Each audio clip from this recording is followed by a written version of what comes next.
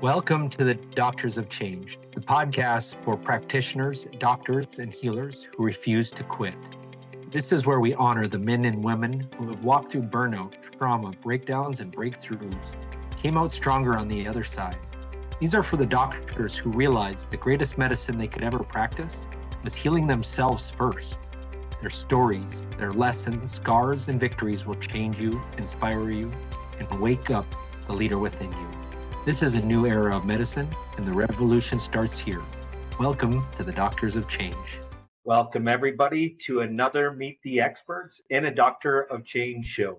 So excited to bring on a longtime friend, an entrepreneur, somebody that is changing the way that care can be delivered. I go back to 2010-11, where I met Dr. Joe Simon at a mastermind, Bedros Keuilian and Craig Ballantyne, and we are learning how to build fitness, PT, medical clinics, systemizing the processes, the systems. Now with the influx of AI, a relevant topic of people that are changing the game, finding alternative solutions, creating change that makes a difference in the world. And Joe, take us back to, nearly 20 years ago now, where you're innovating your clinics, you're going through business learning to make a difference in your community. And now you've changed, your trajectory and serving nationally on a large scale of something that's very innovative and disruptive that we're going to talk about today.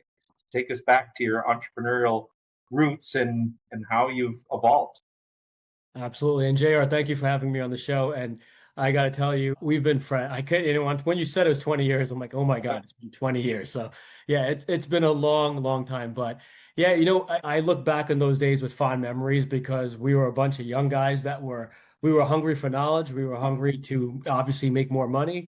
And it was the first time I got to say that I found my tribe, right? I found the people that were excited about marketing, excited about sales, excited about just, building a business, right? And, we were making all the dumb mistakes. Well, I was. I'm going to talk about myself. I was making all the dumb mistakes. I made plenty for us too, brother. Yeah, plenty of us in that room did. But bunch, and look, to this day, we're all still good friends, which tells you how far we've all come. But back then, I could tell you that, being in healthcare in general and PT, they don't teach you this stuff in school, right? And I know you've probably heard this thousands of times, but it wasn't taught in PT school, probably not taught in med school, not taught anywhere, right? They don't teach you the concept of business or how to run a practice or how to deal with patients, right? How to have that customer service. And I did something a little different. And, I said, let me look outside of healthcare to see if I can find someone that could help me. And obviously you mentioned Bedros and Craig, great guys. Love them both, taught us a lot. But, it was one of those things where taking one tidbit of information from the fitness industry and which I applied to, PT, I was like, oh my God, it works. I can't believe this. And we had another buddy who was a dentist. We had another buddy that was in gyms. We had another buddy that was in, all sorts of things, right? And each one of us was trying it in that industry. And we're like, hey, let's take something from here and transplant it to this different industry. And I can tell you back then, again, weren't making a lot of money, and that mastermind at the point was a solid check we had to write, and we were like, will this work? Like, we're kind of scared at the same time, not sure, and not to take away any credit from the guys running the mastermind, but I learned more from the people in the room, right? People like yourself, where I sat down, I was listening to what you were saying. And obviously, you were probably the closest in healthcare to me in that room, and just learning to see what you were doing and how you guys were, managing your workflow or how you were getting clients in. And again, completely different states. And I'm based in the East Coast. You guys were all the way on the northern west, right? Northwest there. And it's so different, right? And just the population of people were different. And we were just discussing it. I remember we were just saying, all right, what did you do? And so again, exciting times, a lot of fun back then. I still look back at those times with fond memories because, I still take some of those teachings today, and I now train my younger staff, or I train my COO and I train my CMO. I'm training them. And sometimes I pull back my notes from 20 years ago, and I'm literally saying, hey guys, this is that. I can't believe, and sometimes to my own, chagrin, sometimes I sit there and I say, can't believe the stuff that I learned back in, 2008 is actually still effective today. And, absolutely amazing. Yeah, some of those foundations, they go everywhere. And again, I think healthcare executives, professionals, founders leave medicine to go start their own thing because they believe in something different. And then we learn that there's a whole another world of learning how to grow a business, become a responsible CEO and founder. And the thing that I loved about it that you already said is, like, I went to fitness masterminds, marketing, sales, AI, sometimes in the industry, and learned sometimes just as much outside the industry because you think differently. And I think that's been a competitive advantage. And then you bring it back to fitness, medical, healthcare. And I think the same thing's happening with AI and solutions now that brick and mortar practices were the primary operating system in the late 2000s there, Joe. And then now it's everybody's learning how to evolve and find better solutions to reduce costs of care, to provide better outcomes, and to make the owners and founders' life better at the same time. I call it omni benefit. Is how do we help each other? How do our patients and clients get a result? How do we live the life that we want? How do we create great environments for our team members? Business in the old way, I think, was extractive. And this is why the purpose of this show, Doctors of Change, is how do we add value? Those principles that we learned, how to be a better fitness business, PT business, we're about value add. And that's what you're doing now. But tell me a little bit about value add. You created brick and mortar practices. You're learning the new wave of technology. You've probably had to become a man, a leader, make all the mistakes, just like we teased about there for a moment. That's evolved you to Joe 2.0 and 3.0 today. Let's get into the meats and potatoes of the changes you had to make as a leader and the shifts of culture that you're seeing today, which has you in an innovative state again. I think this is a valuable lesson for everyone that's listening. We didn't get to where we are today overnight, right? So we mentioned 20 years, and I can tell you, I look at everything in 10-year cycles right now. So let me take you back over 10 years ago, right? So, I had a chain of PT practices, and not just PT, right? So we had fitness, we had chiro, we had PT, we had acupuncture, we had alternative medicine inside there.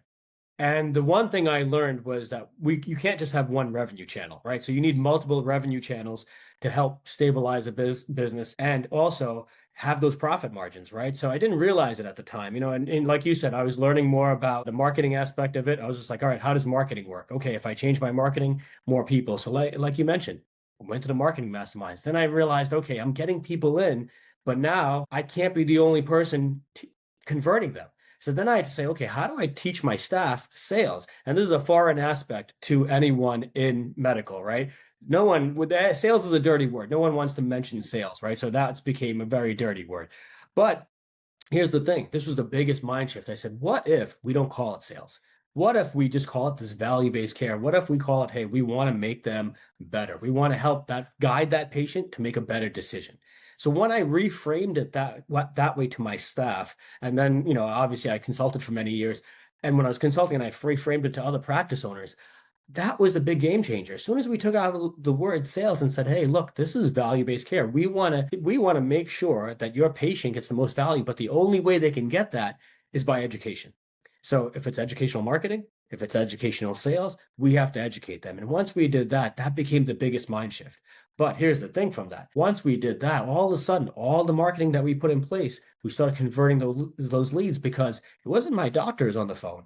It was my administrators that were picking up the phone, but they were now educated. They were able to go through a script and say, okay, this is how we can help you. And that became where, expansion happened. Because now I can open up more offices, I can add more staff in, but we added something very important, and that became down to the training. We didn't realize it at the time, but we were training them. And look, God bless all my employees that are with me still, that have gone on to better and bigger careers. All of them have expanded, and they all come back to me at one point and they'll say the same thing. We learned so much from you that I could open up my own business, or I was a leader in this new company, right? And that's what I want to see at the end. I was like, hey, this is huge. We're able to get to that point. So look, we got to a point where I was like, wow, I'm opening up so many things. But here's the biggest takeaway. The biggest takeaway came back to me. I was not a strong enough leader to be the CEO of the company. And I learned this from a great mentor. He said, what would someone else, or what would another CEO do if they came in and they looked at your business today? All of a sudden, that removed all the emotion, that removed all the headache, that removed everything. I said, okay, if I was somebody completely different and I came into this business, what would I do? And all of a sudden, it started making me do like, hey, I got to make these executive decisions. This is what I got to do. also talking to my partners at the time and say, guys, we have to make these decisions. You have to do these actions. And look, we all understand if you're a doctor running a business right now, you're trying to treat the patient, you're trying to, come up with the best diagnosis, you're trying to do your billing, you're trying to handle your staff. And you wear so many different hats. But if you really think about it, the CEO is the biggest hat. And then you kind of funneling down, right? So Yeah, you put the two biggest, call it a bow, call it the truce of what I built this show around. Doctors of change. The kryptonite is marketing and sales in these practices, and more so the sales aspect because of that mindset, because of that belief system where the reframe, just like you said, it's education, it's service, it's a patient journey, getting them from in pain to pain free to dis-ease to freedom and vitality and feeling good and looking good. And that's a different process in the insurance model. So we can villainize it, we can victimize it, we can sweep it under the rug, we can ignore improving your skills at it, or carry the same mindset. And that is the biggest difference. I've been a fractional, I built one of the largest regenerative and licensed all around the world. It came down to teaching that system and get everybody on board. And those that leave the systems, when I go in and hire team, it's the ones that can't get the belief system around that. They're the ones that kind of get off the boat. Their thinking isn't aligned with what it takes to deliver a successful outcome and experience that's consistent and predictable. And then, just like you said, the root of this show, I could have blamed my partner, the government, the insurance. All those things happened as I was building practices. COVIDs, shutdowns, and until I really looked in the mirror at my leadership, just like you said, at my how I'm holding my capacity, my emotions, discipline, accountability, development, systems, risk. That is me. And then how do I still show up presently with my wife and my children? That is me. And at the end of the day, we sometimes think it's again a system, a mastermind, a person. That's part of it, but you got to go integrate, you got to go learn, you got to go do these things. And again, coaching and accountability, that's where we met. We were there open to do that. We're still talking about it today. And I find it 20 years later, that's still the mindset that carries into these new chapters. So there's no doubt based on that skill, Joe, that's why you're getting into multiple revenue streams. And now not just helping your local markets or your employees and the patients that touch you, coming up with a solution. And I want to talk about that. Like, hey, let's talk about a solution. You saw a gap in healthcare. And as an innovator, as somebody that's building systems and capacity to be able to handle, do, and give more, what problem did you see in the market? And I want to talk about that problem for a minute because it's cost my mother dearly. It's cost many people that I know dearly, sometimes even their life. And I love what you've innovated and are creating and are expanding. yeah, I appreciate that, JR. And look, I think what you've gone through with your own family members, I can now tell you that in the last year, I've had this conversation thousands of times, and it's happened so many times. And what the conversation is, and I'll go back and I'll tell you the story, what happened to my brother. My brother ended up in the emergency room, and I remember getting this phone call, and he's saying, "Hey, listen, I'm in the ER, and I'm about 2 hours away." And I was like, "Hey, hang on, I'm gonna get there. We'll solve this together." And they scheduled a surgery at the time. When I get there and I look at it, I'm like, hey, I don't know what this is. And, trying to get an answer from somebody in the hospital, absolutely impossible, right? Doctor's not on call. You can't find the doctor. And again, nothing against the doctor, nothing against the hospital. They are busy. There's a lot of things happening. There's a lot of moving pieces. No one's talking to each other. And that was the biggest thing, right?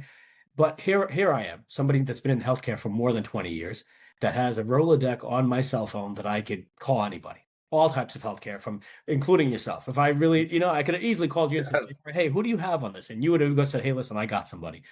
But I had a local team here. I just, I took a couple of pictures of his chart, sent it out to a buddy of mine, a couple of buddies, and one got back to me and said, "Hey, listen." Long story short, he basically said, "That's not an emergency procedure. That's an in-office procedure." He's like, "Hold on a minute. Let me take care of this for you. I know the guy at that hospital. I'll call."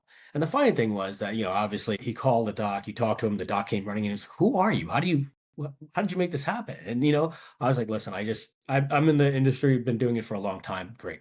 But, speaking to my own family member, I'm allowed to be a little bit more blunt. And I was just like, "Hey, what are you, crazy? You don't just say you're going to do surgery. That doesn't make any sense." But his honest take was, "Hey, I'm not in healthcare.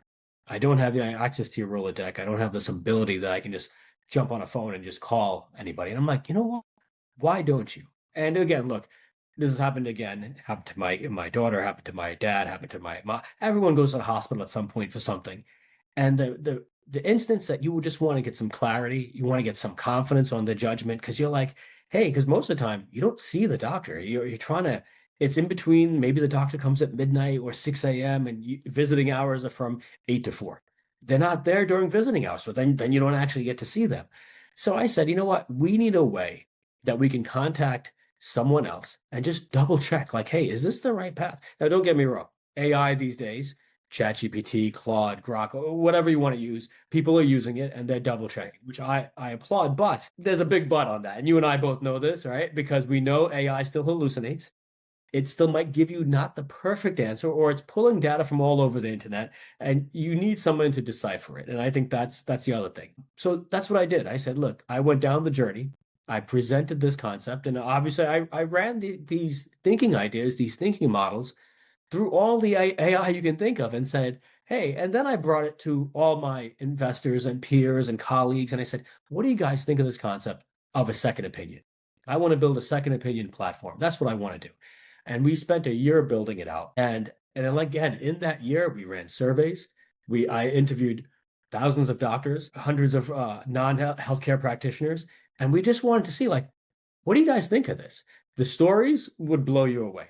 That's the one thing that I wish I recorded all of them, which I didn't at the time, but I was just listening to them because I was getting feedback. And that data was unbelievable. Everyone said the same thing to me. They're like, I wish I had this for my family member. When you talk to doctors, they're like, I do second opinions all the time. I don't get paid for it. I just do it at like a barbecue, or I go to my kid's graduation, or I go to something else, and someone's always asking me for my advice. So I'm like, yeah, you should get paid for that. A, B, the client should also be able to get access to the best doctors in the country. But it became a pain point, right? Because we had to figure out who are the best doctors and how do you know they're good, right? So these are all things we've been working on for the last year. And when we just launched this January, and I can tell you the feedback has been great so far. Patients, we're also learning a lot more about patients where they're having difficulties, right? So yeah, just I'm happy to go any which way you want me to go Yeah. with this, but I love it, Joe. It comes down to, I think everybody knows a story, just like you said. Literally, if this platform would have existed, is my mom knows what I do. Non-surgical orthopedics, work with some of the top surgeons, putting medical fitness, regenerative medicine, cutting edge technology in their surgical practices. And what she does, she goes to a quick little family doctor. They tell her that she needs to remove a bunion. She goes, has a surgery. They clip a tendon. She 8 years later, chronic pain, you know, not balanced, continued injuries. And it's just like there was one of 10 different things we could have done. And unfortunately, she didn't call me, but like if everybody knows, let's at least get a second opinion. And that's why I like your name so much, is just like, what do other experts have? How do we get this, solved for so many people that some people are just used to doing their procedure really well and fast and with speed, but like we didn't even give the patient informed consent. Like, were there other options? Could we do this non conservatively? Would we like to avoid surgery altogether? They have to operate with such speed. And for, a few $100s could have saved my mom so many, years of pain and injury and still challenges. So to summarize, as we break down this system, why I had you on here, Joe, not only what you've done as an entrepreneur, but I love changing solutions, innovative solutions. And this is one of those things that have three-way omni benefit. Good for the orthopedic surgeons that are new or just established to get a second opinion and get the opportunity, especially in their non-busy hours, to learn and establish care. Second is the patient, to really talk to an expert that maybe isn't right there in the exam room, have space, a little bit of time to go over different informed consent. And then you're building a network, Joe. So yes, we're looking for orthopedic surgeons for second opinion, but we're looking for the non-surgical networks and the doctors. That's what I bring in. Those that, hey, if they got a second opinion in Florida, the ortho surgeon cleared them in a different state, but now the person's looking for regenerative therapies or to treat it conservatively, there's a network there that can provide that type of care. So let's talk about some of these benefits that you've seen, a handful of months into launching, and each one of those groups, how they're learning about this and benefiting. Yeah, so look, I'll give you some actual stories here so you can, your listeners could take real takeaways from this. So what we're seeing in basically like more on the West Coast right now, we see a lot more total knee replacements. And total knee replacements, we know that, look, most of the time the patient does not complete conservative care before they actually get this knee replacement. So the surgeons are looking at them and they're looking at the imaging and they're having conversations with them and they're saying, and they're having these, the video consults with them.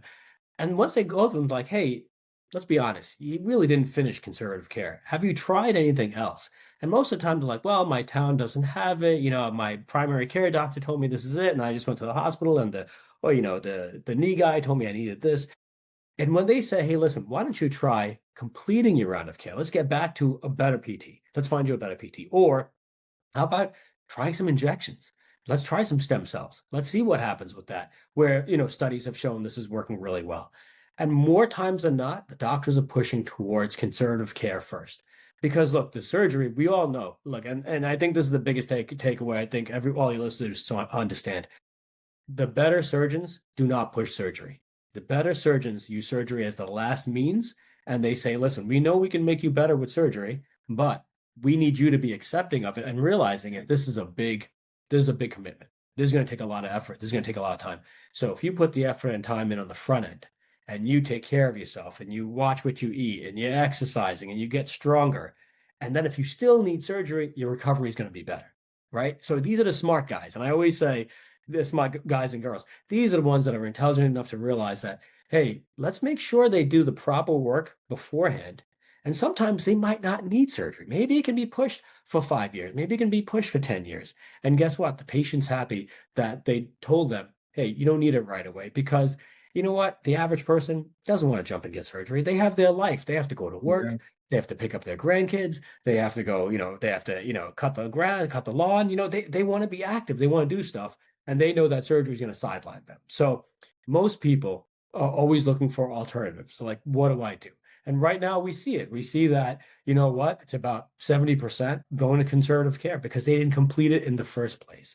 Now, here's the challenge that we face. Our challenge is always because we're in multiple states at this point. We're in California, Arizona, Florida, and New Jersey, and we're expanding to other states because we have doctors in 22 states. And I always get this call from the doctor in Chicago, hey, who do we have in Chicago? And I'm like, Illinois, I got to look at who do we have, and then I have to make some phone calls and say, okay, who can we refer out to conservative care? Or they're going back to their current provider because they don't have any other option that's close by, right? So again, I think telehealth is a great model. I think it's giving them access, but the bigger our network is, the more options I can give to these patients because, including myself, I get on the phone, I'm sending emails, I'm sending text messages, right? We're sending it out and saying, hey, we trust this provider, go to them. This person's in our network. And we would love to, have more people from your audience that are listening that have the access, that are already doing this, that I say, listen, I deal with knees and shoulders and back patients and foot and ankle. Great. We would love to have you part of it because we want to say,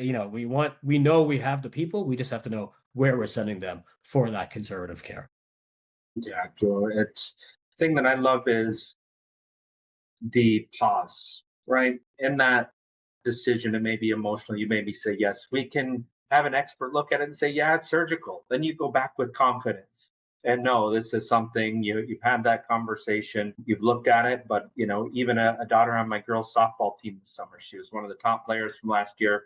She broke her collarbone. There was a slight tear. One surgeon said he wanted to operate. The other said, let's do a conservative. Yes, she missed the first month of the season. She's back there hitting and throwing. And absolutely, here's a 12-year-old girl that would have went and had a big surgery, completely throwing normal. Maybe it was the wrong decision. Maybe it's the right, too short to tell. But it was a second opinion that they were seeking. But having this digitally at the phone, they had to go 6-hour drive to the Twin Cities and back and sitting there versus just like jumping on, having somebody review it. And yeah. And I want to say, look, I don't want to say that everyone doesn't get surgery and it all goes to conservative care because the other aspect is, and we say this is basically our tagline, we say, the right procedure, the right time, the right doctor, right? That's really it. And look, I'll give you a story that hits close to home. My daughter broke her arm in gymnastics about a year ago, and we went to the pediatric orthopedic. One, was just like, well, maybe we can cast her, we can do this and that. And I was like, what would you do for your own kid? And the person was a little bit wishy-washy. Then we went to get a second opinion. That person would right away was like, listen, you do the rod, you put it in, it's a flexible nail, it doesn't mess up bone growth. This is what you do. That knowledge base was great. I was able to go back to the first one and ask the first one, hey, what are your thoughts on this? Hey, you know what? I would do that too. Great. Like, so it gave me the confidence. It gave us as confidence as parents to move with that decision.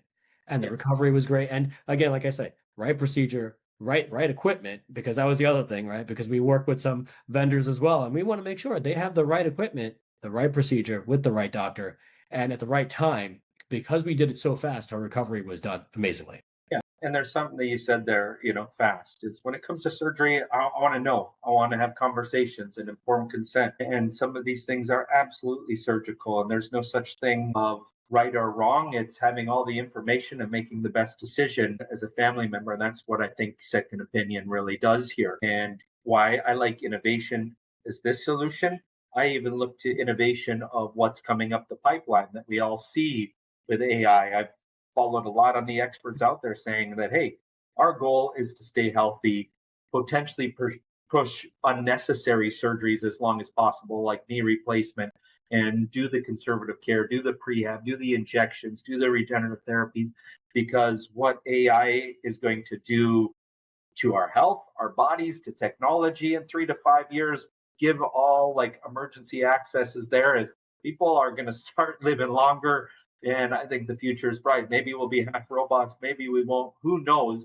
But this stuff is real and it's moving fast. So like these are solutions that help you be informed about every decision that you have. And I think just kind of like who you marry, where you choose to be your career, whether you're having surgery or procedures, your health, your finances, they matter to make informed, educated decisions.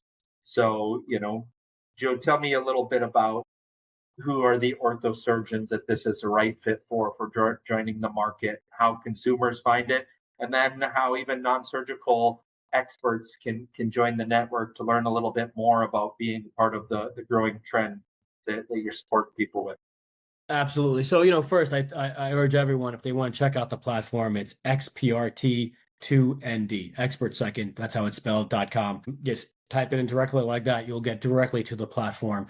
And you can see all of our specialists that are currently on the platform. If you're a patient checking it out, you can go through, you fill out the intake form. As soon as we get the intake form, one of our care coordinators will basically get in contact with you, and they basically will guide you to the right surgeon. So you don't have to do any extra thinking. Once we get that intake form, we know that, okay, this is going to be the right doctor for you based on where you're located and what your care is and what you need. That's really it. For the orthopedic surgeons that are listening to this podcast, we are always looking to add more reviewers to our platform. Like I said, we're in 22 states right now. We have about 45 orthopedic surgeons currently on our platform. There's a vetting process. I personally don't do it myself. I have a board of orthopedic surgeons that go through the vetting process.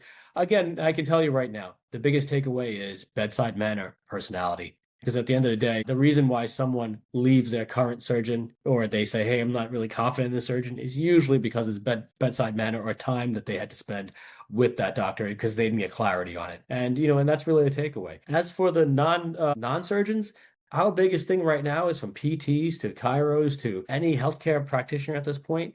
We know that you might have a patient that's debating getting a surgery or not getting a surgery, right? And they come to you and they say, hey, listen, we've done, a few rounds of injections. It's not getting better.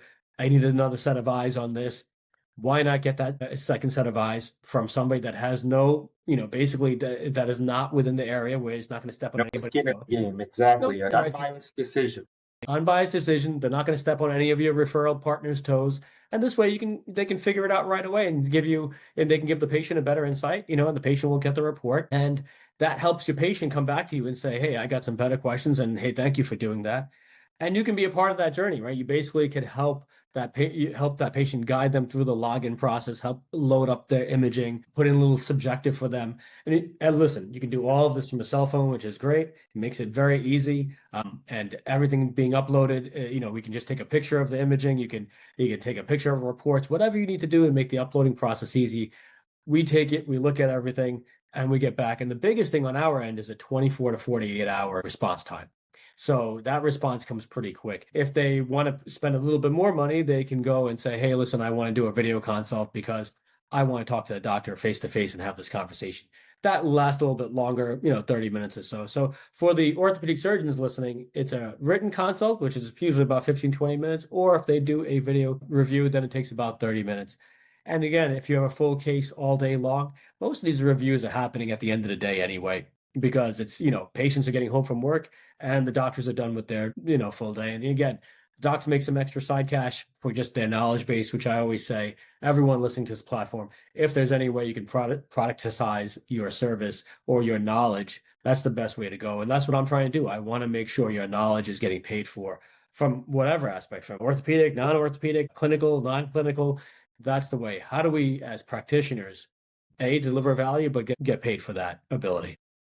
Yeah, I love that, Joe. And again, multiple parties here to benefit: loved ones or anybody listening, ortho surgeons definitely looking to have experts in this network, and non-surgical that's continued to be a solution for people once they know that there's other options out there. That's our job, to educate the world, my platform anyways, on regenerative health services for people. Joe, I thank you for your innovation in a solution out there that helps change the game. For practitioners listen, that's primarily my audience. Like, take us again through maybe the basement, the top lessons. You talked about self-leadership, growth, where you think practices today get to their next hurdle, and what they got to do as healthcare continues to change to stay competitive in today's market. That's a great question, JR. And I'm going to tell you right now, embrace AI. I think that's going to be the differentiator from the practices that are stuck in the past to the practices that are moving into the future. One of the biggest things, if we look back from my timeline from 20 years ago, we knew and we saw this. I can give this as a really easy example. Before EHR came into the mix, everyone was doing handwritten notes. And I remember doctors saying, oh, you know what? I'm not going to switch over. I have to scan all these documents. I'm not going to do that.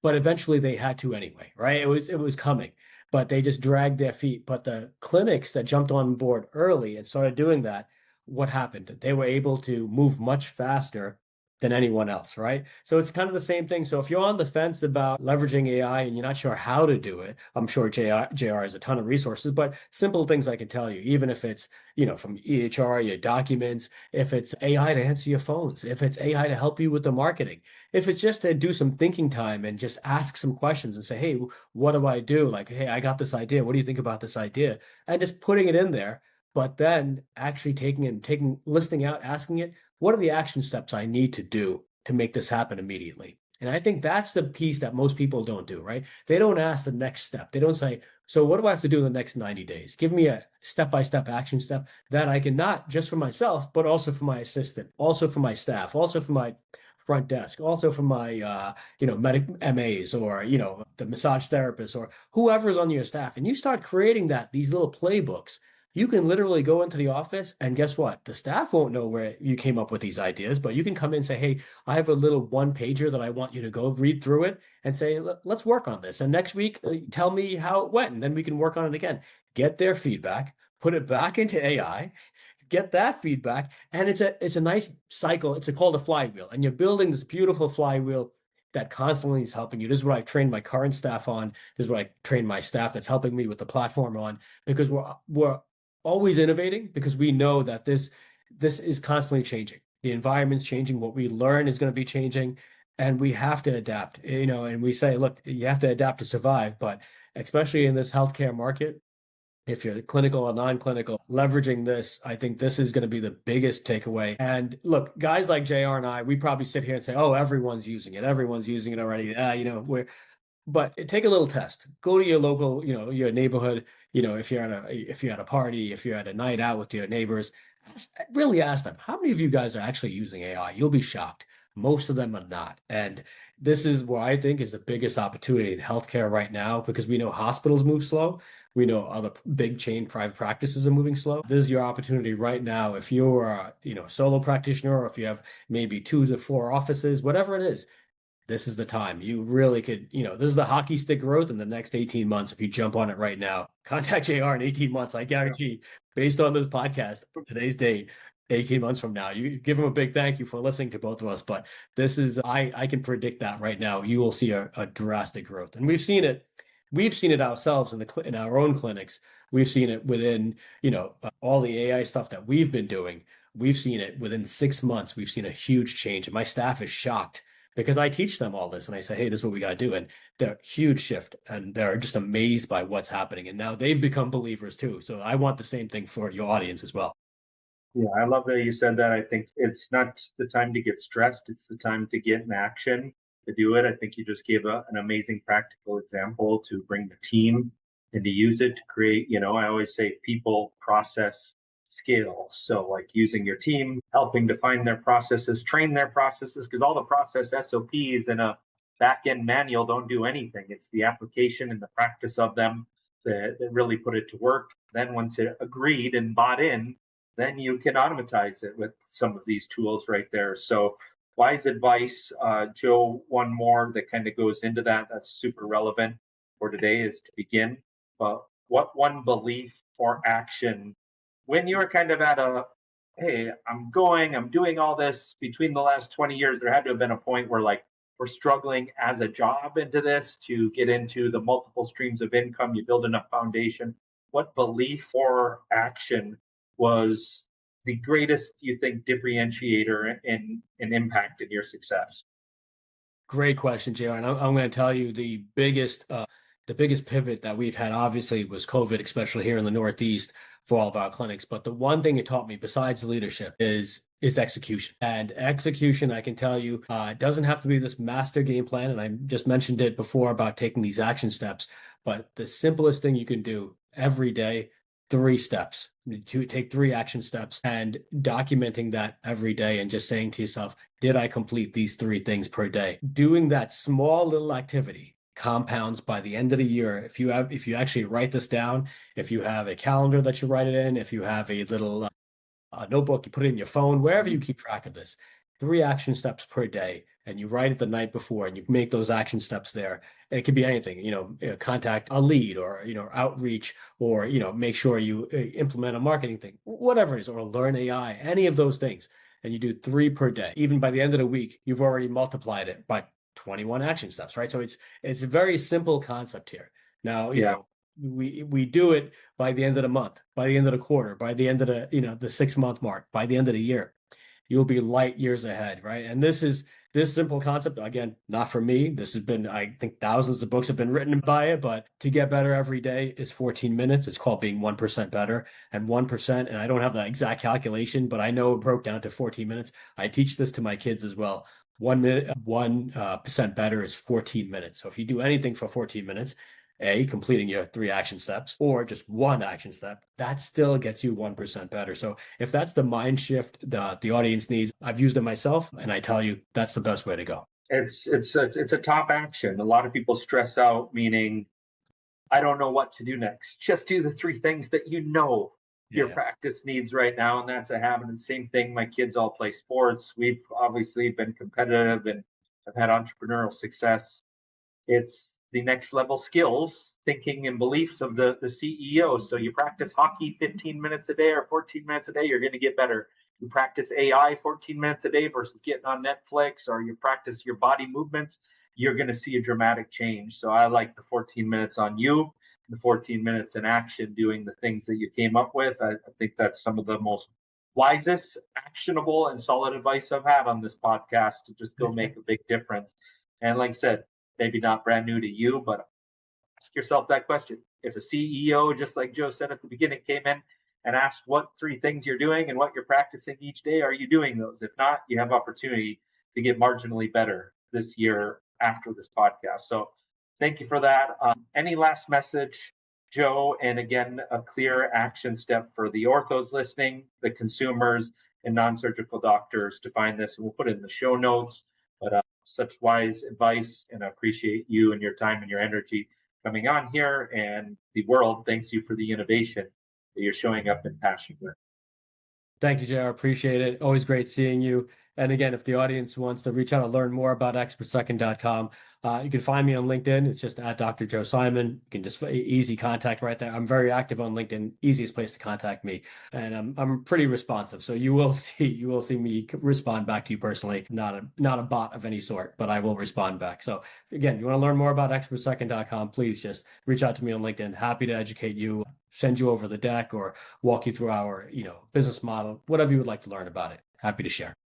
Well, thank you, Dr. Joe, for sharing your expertise and the work that you're doing at MD Business Advisors and Doctors of Change. We believe the best growth happens through trusted relationships. It's how we've always supported each other, these masterminds, the people that you know show up for what they're delivering, those that are giving their time and their energy, educating the world on these systems, practices that make a difference. So I encourage you to click on the link below to explore this opportunity, to ask questions to Joe, as he's a differentiator in this market. And the more of those that follow, then I believe we all grow together. So thank you, Joe. Thank you, Doctors of Change and experts, for the work that you do.